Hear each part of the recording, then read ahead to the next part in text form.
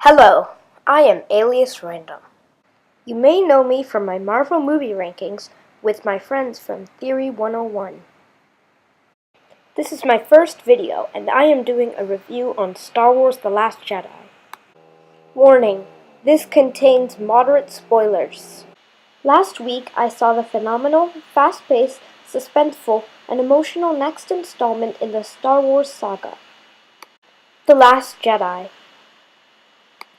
The Last Jedi stars Mark Hamill as Luke Skywalker, Carrie Fisher as Leia Organa, Daisy Ridley as Rey, Adam Driver as Kylo Ren, and John Boyega as Finn, or FN2187.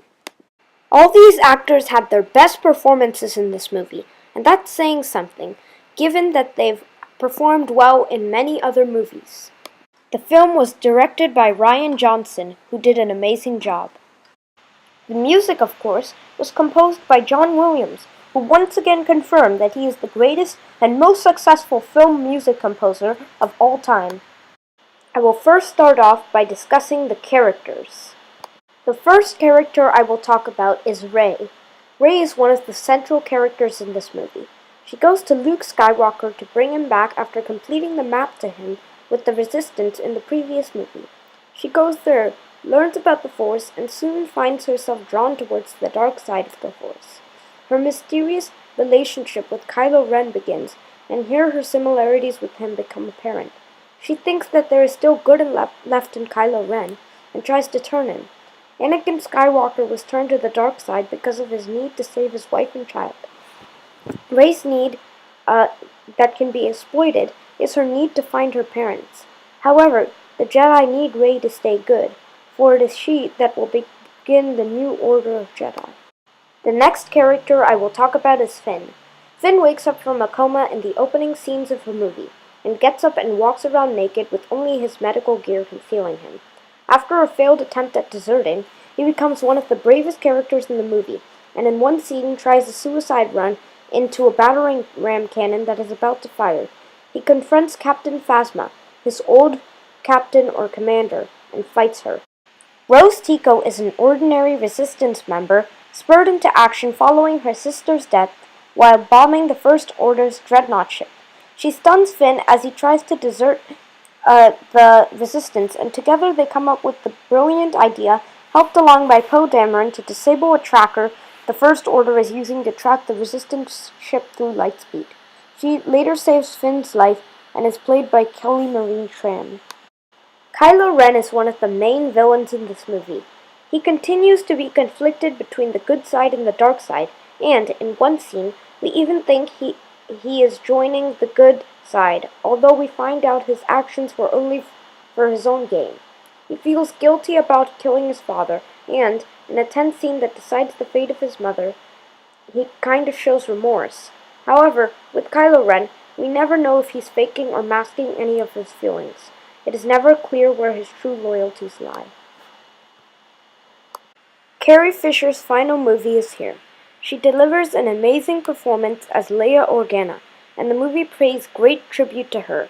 Leia uses the Force to survive after her transport was struck by a cannon.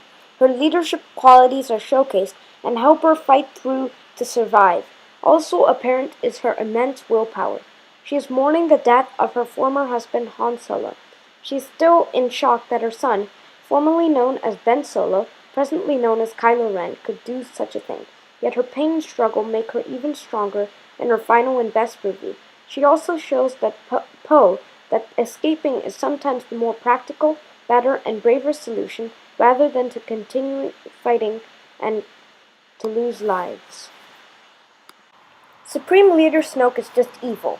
One of my minor criticisms of the movie is that we don't find out Snoke's backstory and how he knows so much about the Force and its ways. But maybe we will find that out in an offshoot movie.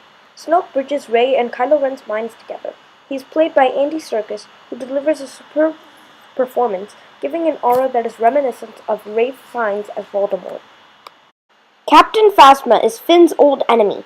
Towards the conclusion of the movie, Rose and Finn are captured by the First Order, and Phasma recognizes Finn as FN-2187. They fight, and the inhumanity that created the stormtroopers is revealed. Phasma and Finn's hatred for each other is also showcased. She is played by Gwendoline Christie. Poe Dameron is the Resistance's most daring pilot. He is very effective and talented as a pilot, but is very impulsive. In fact, one of his attacks caused the destruction of the entire Rebel bombing fleet. However, he eventually matures and learns from his mistakes, and turns into a leader. He is played by Oscar Isaac.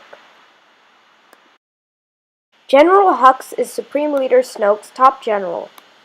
He disappoints and pleases Snoke many times. General Hux is to Snoke as Governor Tarkin was to Darth Vader. He initiates many, to his credit, brilliant plans to capture the Resistance. He is played by Domhnall Gleeson. Maz Kanata had kept Luke's lightsaber safe for a long time in the previous movie. This time, she helped Rose and Finn on their mission by telling them the location of a master codebreaker and his description. The way things turned out, this didn't really help, but she did her best. She is played by Lupita Nyong'o. BB-8 is to Poe as R2-D2 is to Luke. BB-8 is Poe Dameron's droid who saves his life countless times. In one awesome scene, BB-8 pilots a walker to save his companions. He is like a new R2-D2, just as fun and lovable. He is played by Dave Chapman and Brian Herring. C-3PO is a cyborg droid.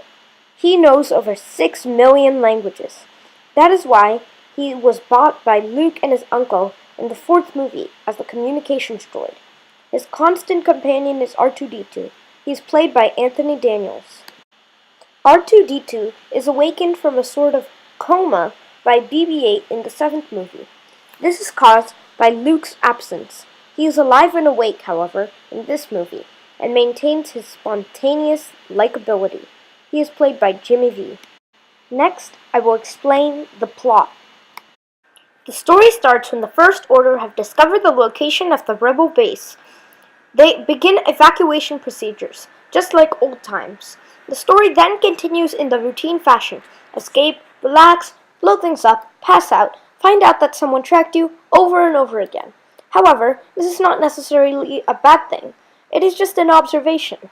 Eventually, we shift to the island of Ahch-To, where Rey is persistently trying to convince a reluctant Luke Skywalker to come back. These two plots shift back and forth, with a mysterious and almost weird connection between Rey and Kylo Ren. We can see the conflict between the light and dark side in his heart and soul. Rey is trying to turn him to the light side, while she herself is being subconsciously seduced by the dark side. The twists and turns and subplots beautifully displayed the characters' conflicts and confusion, so much so that you were supporting two sides at once. It portrayed both the good and bad in everyone, even Luke Skywalker. This movie was meant to be a bridge between episodes 7 and 9, but it was so much more than that. Finally, I will give one conspiracy theory. This is being widely speculated by Star Wars fans far and wide. Who are Rey's parents, and how does she know so much about the Force? Also, in The Last Jedi, why does she have an almost instantaneous pull to the dark side? I think that Rey is somehow related to Snoke or Kylo Ren. The latter is unlikely, because we are fairly certain that Luke didn't have kids or that Kylo Ren had any brothers or sisters. However, since we do not know Snoke's backstory, Rey could very possibly be related to him. Also, Rey could be a child of the Force, just like Anakin. My favorite scene was when Luke just walked out of the Rebel base at Crate. Kylo Ren focused all of his firepower on Luke, and for a moment we think he is dead. Then he reappears and lightly brushes his shoulder. Kylo Ren slices his lightsaber through him, and he is still there. We find out the reason for this later. This movie was excellent. It is now my new favorite Star Wars movie. This movie deserves a 98 out of 100, for it could do with more humor. Thanks for watching. Please subscribe to my channel. And don't forget to like this video.